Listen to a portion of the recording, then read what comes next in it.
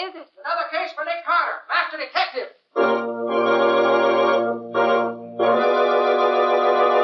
Yes, it's another case for that most famous of all manhunters, the detective whose ability at solving crime is unequaled in the history of detective fiction. Nick Carter, Master Detective. Presented by the three great Linex home brighteners. Linex Clear Gloss Varnish, Linex Cream Polish, and Linex Self-Polishing Wax. Created by Acme, America's great producer of fine Acme quality paints.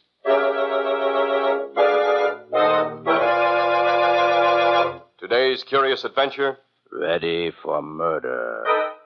Or Nick Carter and the mystery of the dead Scotty.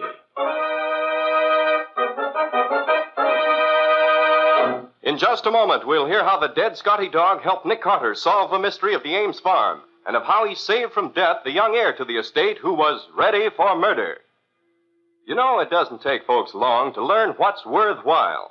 That's why millions of wise American homemakers have discovered Chemtone, the miracle wall finish. That's why they're now discovering this new magic for woodwork, floors, and furniture, the three great Linex home brighteners. Linex Clear Gloss Varnish to give lustrous, longer-lasting protection to every wood and linoleum surface. Linex Cream Polish to renew the sleek, gleaming beauty of fine furniture. And Linex Self-Polishing Wax to lend rich, satiny loveliness to any floor, wood, linoleum, or tile. Take the modern shortcut to new home beauty with the three great Linex home brighteners. You'll find them all at your hardware, paint, or department store. Your headquarters also for Chemtone, the miracle wall finish.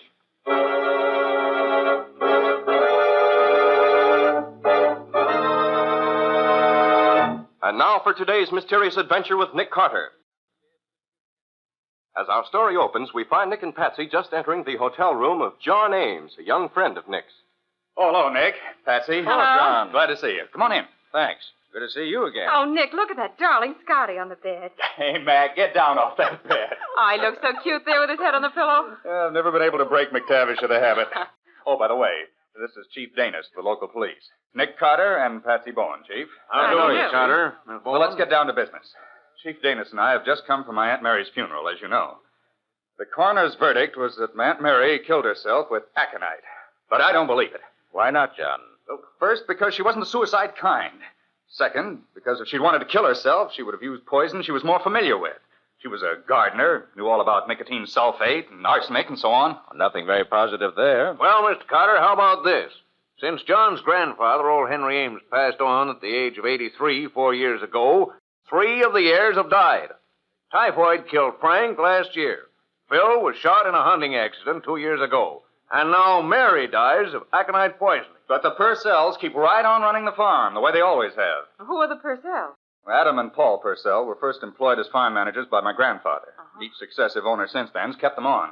So far, everything seems quite open and above board. Yes, but each time one of the last 3 Ameses has died, the word murder has been whispered all over town. But why? I don't get it. Well, just a feeling, no proof at all, but the rumor persists that the Purcells know more about than they can let on. And as a medical student, I can say that the chances of 3 healthy people dying off like that, one after another, purely as a coincidence, is less than 1 in 100. Is there any question about your grandfather's death being natural? Well, no, none at all. And how about Phil? He shot himself in the chest while out hunting with the Purcells. And it was his gun, with only his fingerprints on it. I see. And how about Frank's death? He died in bed of not typhoid. Nothing to show it wasn't on the level? Not a thing, Mr. Carter. Uh-huh. Well, now tell me about your Aunt Mary's death. Anything wrong there? Well, nothing you can put your finger on. Oh, here are the facts. And I want to say that they've been checked and proven in every detail. That's right, Mr. Carter. What John will tell you is nothing but facts. All right, let's have 'em. Aunt Mary lived alone in the big house. The Purcells and Lizzie Gregg, their hired girl, lived in the tenant house. Lizzie took care of the big house and got the meals for Aunt Mary, but she didn't sleep there. Well, this particular morning, Lizzie walked over to the big house at 7 in the morning, called my aunt, got no answer, and investigated. My aunt was in bed, dead. And it snowed that night before all night. And the tracks we found when we got there proved, mind you, that no one was in the house that night with his aunt. And the post-mortem shows she died of aconite poisoning, huh? Yes, a minute dose, but fatal and positive. Just enough to kill her. Where'd she get this aconite? Now, Lizzie used it for a heart condition for years. Kept the bottle in the big house in the kitchen cabinet. Oh, I see. The bottle was found on his aunt's bedside table, with her fingerprints plainly showing on top of Lizzie's. But it couldn't be an accident, because aconite is neither odorless nor tasteless and couldn't be taken without knowing it. And the poison was administered to my aunt through her mouth. Oh, it certainly looks like suicide to me. Except for one thing, Patsy. What's that? A person going to commit suicide would pour themselves out a good sizable portion of the poison they intended to use.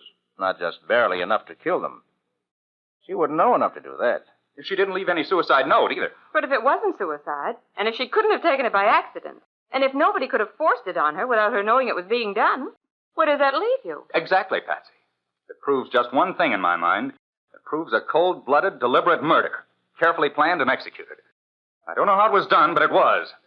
The same goes for Phil's death and Frank's. And I'll bet the Purcells are the murderers or the accomplices. They stand to gain a nice income from the farm, which goes to them if the last heir dies. They've been planning this for years. They planned it so carefully that the evidence proves them not guilty every time. Madam Purcell, where did you come from? I knocked, but there was so much talk and nobody heard me. So I come in.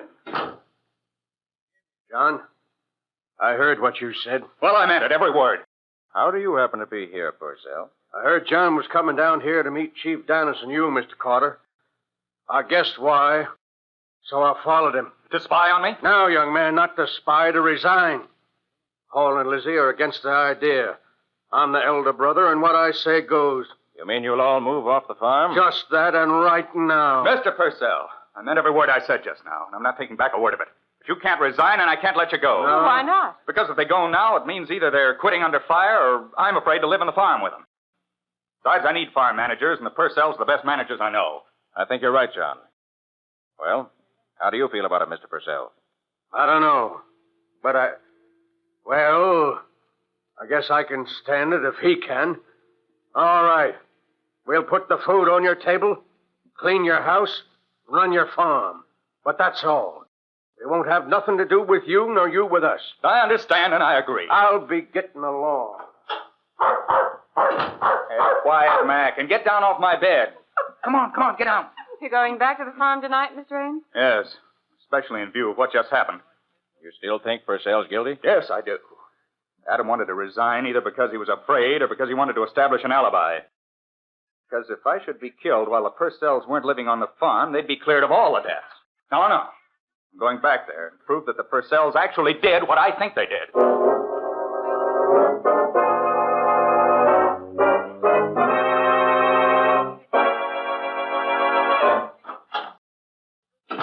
Well, Mac, this seems to be the kitchen. Oh, there's nobody here. Yes, there is, in that rocking chair. How do you do? You let your dog in the house? Why, yes. Max always lived with me in my room. Tain't fittin'. Where'll you sleep? Why, in the master bedroom, of course. Good. Best room in the house. What time you want breakfast? About 8 o'clock. I'd like eggs, bacon, and coffee. You set the time, young man, and I'll furnish the meals. Good night. Well, yes, Mac, that was probably Lizzie. Well, if that's the way they want it, okay. Come on, let's have a look at our house.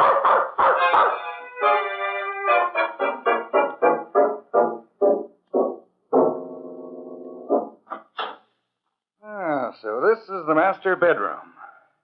Gosh, Mac, so furniture's beautiful. Hey, get down off that bed, Mac.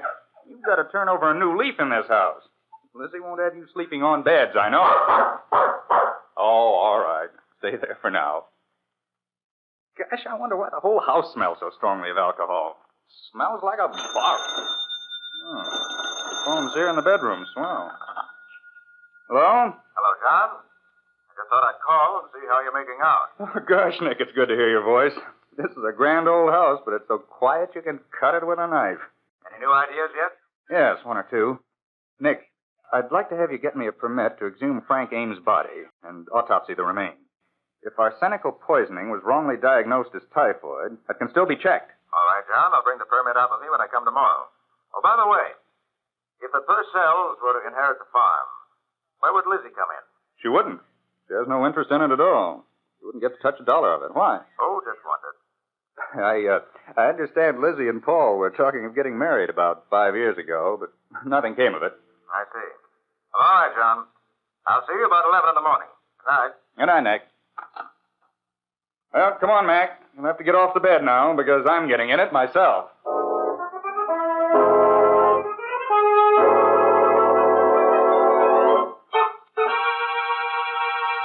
Lizzie, that was the best breakfast I ever ate. And I mean it. Guess maybe you do. I know when I'm being made fun of. Lizzie, I wonder if you could manage to get rid of that barrel of alcohol I saw in the cellar this morning. I can smell it all over the house. You'd better speak to Paul, young man.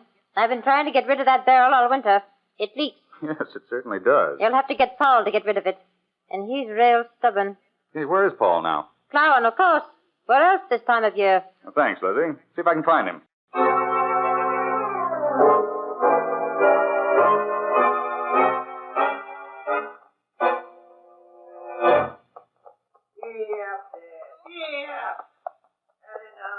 Paul, could you come over here a minute, please? Whoa there, whoa! What you want? I'm powerful busy, young man. I want to see where Phil was killed. Oh, right over there it was. We was after grouse. I climbed through the wire here, and he went over the fence there. Shoved his gun through ahead of him. Stock hit that rock, and bang, got him in the chest. I see. Thanks. You mind if I get back to my plowing? We're behind now. No, not at all. You and Adam certainly keep this place in beautiful shape. We aimed to. All run down when Adam and me was hired, but now everything's up to snuff. And no Ames ever put his hand to it yet. Oh, I think I'll roam around and see what there is to see. Haven't been here since I was a kid. Come on, Mac.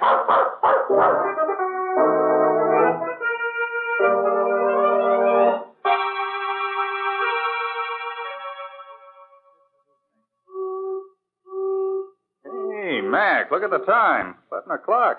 Must be Nick blowing for us. Come on. We'll go back through the cattle lane. Ought to be the quickest way to the house. Gosh, this cattle lane's a beautiful job. Almost 200 yards straight from the barn out to the fields where the cows are put out to pasture. Fenced on both sides with 5 strands of barbed wire. Oh, each one of them as tight as a banjo string. That, Mac, is a model fence if I ever saw one. Yes, Mac, I see him. It's Nick, all right. Oh, he's got Patsy with him. Run! Watch out! Watch out, John! Hey, under the fence, Mac, quick. I'll have to go over the top if I can jump that high. If I can...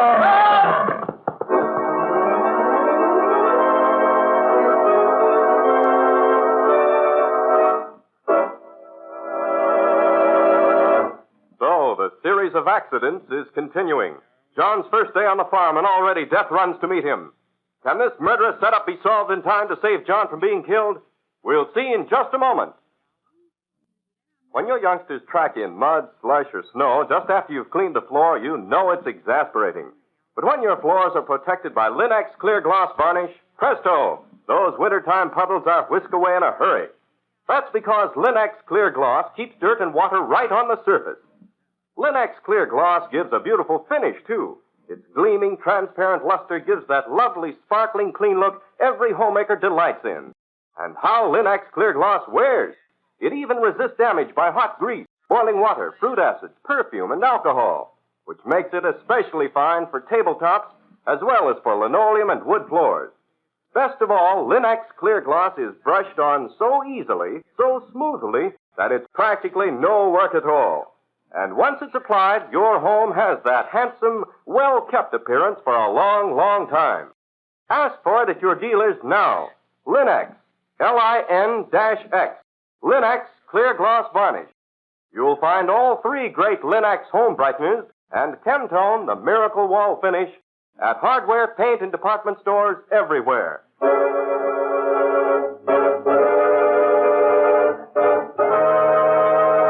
And now back to our story. As we left John, he was in a narrow lane, hemmed in on both sides with high barbed wire, trying to escape the mad rush of a bull charging down on him from the farm. It is now a few minutes later. The bull get you, John? No, I'm all right. I never saw such a pretty bill of balding as you did over the top of that fence. I can't understand it. The bull couldn't break out of his pen. Somebody must have left the gate to the pen unlatched. Well, it doesn't matter now. No damage was done. I told you that bull would get away someday. Told you to padlock the pen. But no, you men knew it all. What are you doing here, Lizzie? Get back to the house where you belong. Come down here to tell the young man he's got company. I see he's found out for himself. Yes, I found him. Well, John, shall we go somewhere and talk?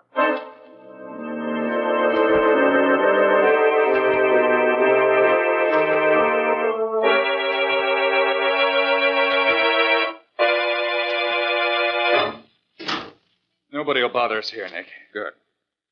Well, first, John, I got the permit to exhume your uncle's body. I brought the undertaker along to dig it up and take it back to town. Good. Second, I got hold of your Uncle Phil's shotgun, the one that killed him. I examined it pretty closely. Find anything interesting? I did. I found evidence that seems to bear out your feeling that his death may not have been the accident they claim it was. Well, this house reeks of alcohol, doesn't it? Yes, there's a barrel of the stuff in the cellar. For some reason, it smells up the whole place. Come in. Young man, you leave this farm tonight. Otherwise, you're going to get yourself killed. Killed? By whom? Maybe I don't know, and maybe I do. I seen the hand and the arm that pushed the bolt on the bullpen gate open. That bull was loose deliberate. If you know who did it, you ought to speak up. Prevent further tragedy. I only recognized the sleeve of the shirt. It was Toramite. They could have got their shirts mixed up, so I ain't saying. Now you heed what I tell you, young man. Get out. And get quick. Oh. She could have been more positive in her identification.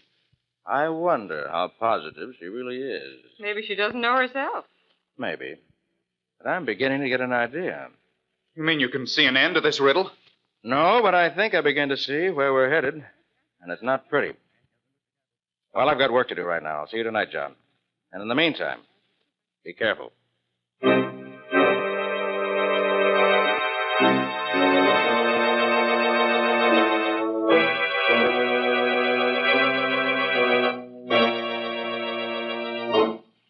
Hello? Nick Carter speaking. Hello, Nick. I know I'm going to see you tonight, but since you've been gone, something's happened I think you ought to know. What's that, John? Both Adam and Paul have come to me secretly at different times, and each one has told me that he saw his brother unlatch the gate to the bull's pen. You mean they each accuse the other? Yes, Nick. Well, very interesting. Oh, by the way, John, an autopsy on your Uncle Frank's body shows arsenical poison in fatal quantities. No question but what it was murder. But who did it, Nick? Who did it? Suppose you get all three of the Purcells in the big house at 10 in the morning. I'll need until then to clean up the details. Tell them I found out something conclusive. But don't tell them what. May make one of them come through with a confession, maybe. All right, Nick. 10 in the morning. Right, John. And watch yourself tonight.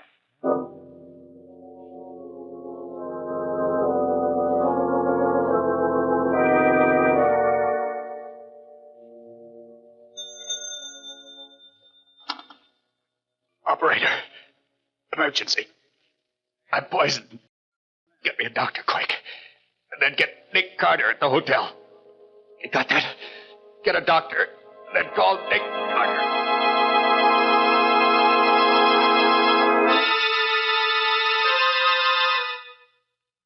Seems as if you and Nick got here awful fast, Patsy. When Nick's in a hurry, he doesn't waste any time getting places.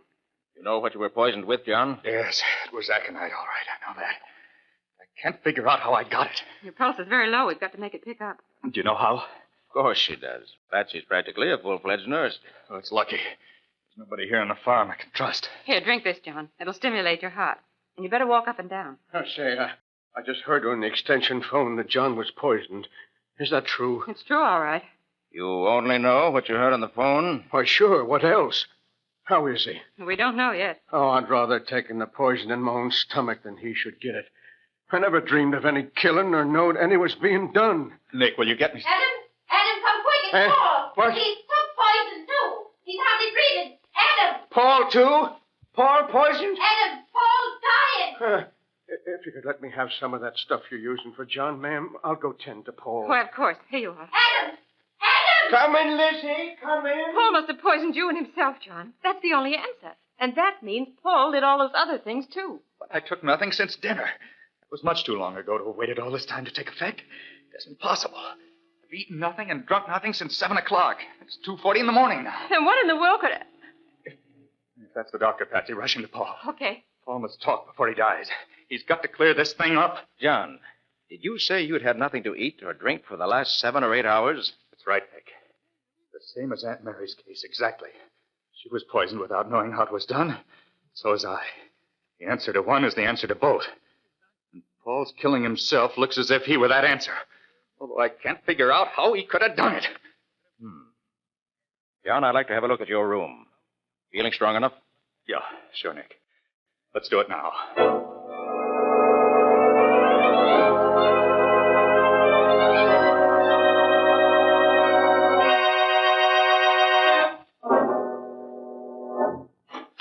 Nick, do you think that... Hey, Mac, get off that bed. Hey, Mac, come on. Mac! Well, that's funny. Usually... Nick! He's dead. Don't touch him. Why not? Look, John. His head's on the pillow in the same place yours would be if you were in bed. Yes, Nick, but so what? You slept on that pillow and almost died. Mac sleeps there and does die. Doesn't that mean anything to you? No, I'm afraid not. What should it mean? Aconite was poured on the pillowcase before you went to bed. What? Remember, aconite is so powerful it can be absorbed through the skin, particularly the thin, damp mucous membrane of the lips. That's right, Nick. The person sleeping on that pillow with aconite spilled on it had poisoned himself in a couple of hours. Because you were restless, you got up before the dose was fatal. But Mac, with his very bad habit of sleeping on your pillow and sleeping very soundly, slept there once too often. But, Nick, why didn't I smell it? What does aconite smell like? Well, alcohol. Right. Oh, of course, the house reeks of alcohol. Naturally, I'd never smell it. That alcohol smell is part of the plot, John. Who, Nick? Who? Let's get everybody together and talk it over. Maybe that way we'll get along faster.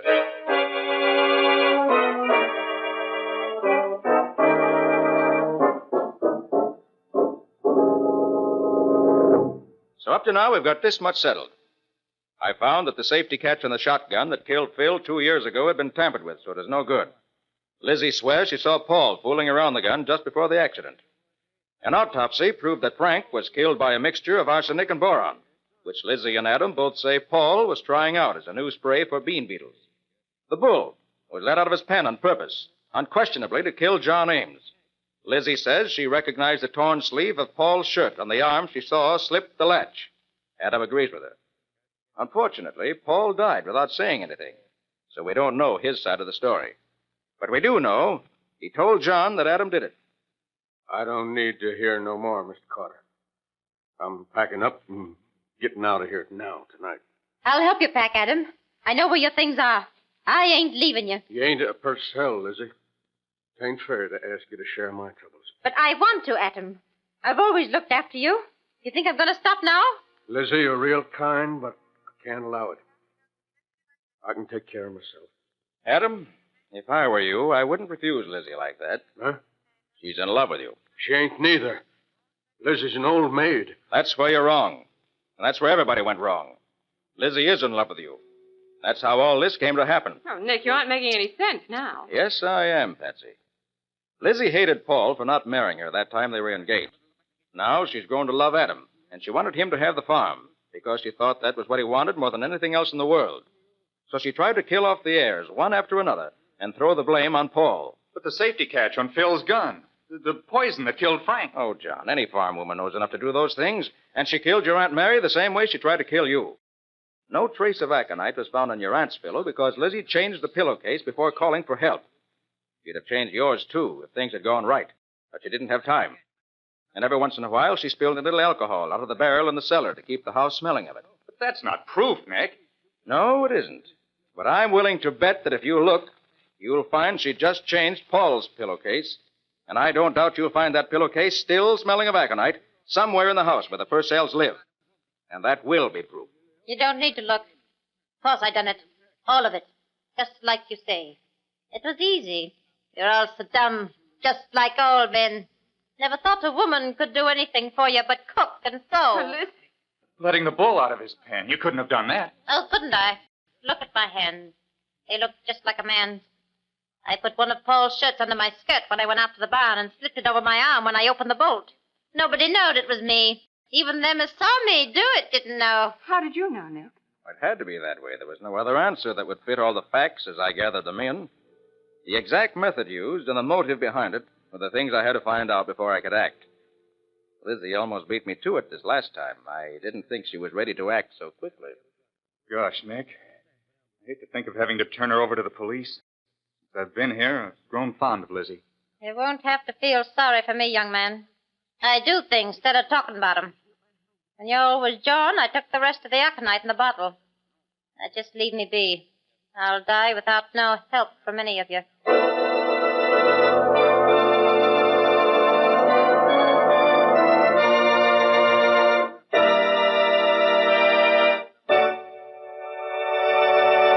In just a moment, Nick and Patsy will bring you a preview of next week's exciting case. But first, a word to the ladies. Homemaking is an art that brings genuine happiness to everyone who lives in a well-kept home, everyone who visits it. It's a real achievement to keep your home attractive. So it's worthwhile to know how much help the three great Lin-X home brighteners can give you. Lin-X Cream Polish, for instance, restores the original shining beauty of your fine furniture, disposes of blurry fingerprints almost by magic, gets rid of that cloudy film left by dust and old polish. Lin-X Cream Polish helps hide ugly scratches, too. Yet it takes only one quick application, because Lin-X Cream Polish actually cleans your furniture as it polishes, leaving it spick and span, bringing out the true beauty of the wood. What's more, Lin-X Cream Polish dries to a hard surface without oiliness to attract more dust. Ask your dealer for the modern furniture polish which cleans as it polishes, saving one whole step in your cleaning routine. Ask him for Lin-X Cream Polish for fine furniture. You'll find all three great Lin-X home brighteners, Lin-X self-polishing wax, Lin-X clear gloss varnish, and Lin-X Cream Polish at your nearest hardware, paint, or department store.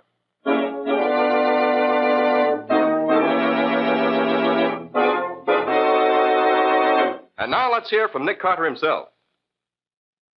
Well, Nick, what new and exciting adventure do you plan to tell us about next week? A scientist and inventor whose home was on the coast was found in his laboratory one morning with a bullet hole through his forehead. Much to my regret, because we were supposed to be vacationing up there, not capturing murderers. Well, I suppose murderers have to be captured no matter what happens. Yes, Ken. And this time I was intrigued by the killing, because the only clue that had any value was a piece of rope. A kind of rope that none of us had ever seen before. And there was a thunder shower at midnight, too, which helped to put the finger on the killer. Sounds interesting. Yes, I'll listen. What's the title of your story?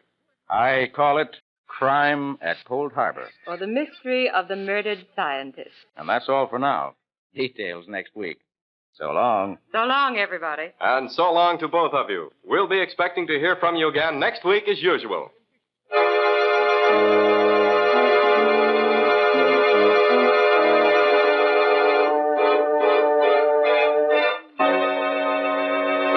Next week at this same time, listen to another curious experience of Nick Carter, Master Detective, entitled Crime at Cold Harbor, or Nick Carter and the Mystery of the Murdered Scientist.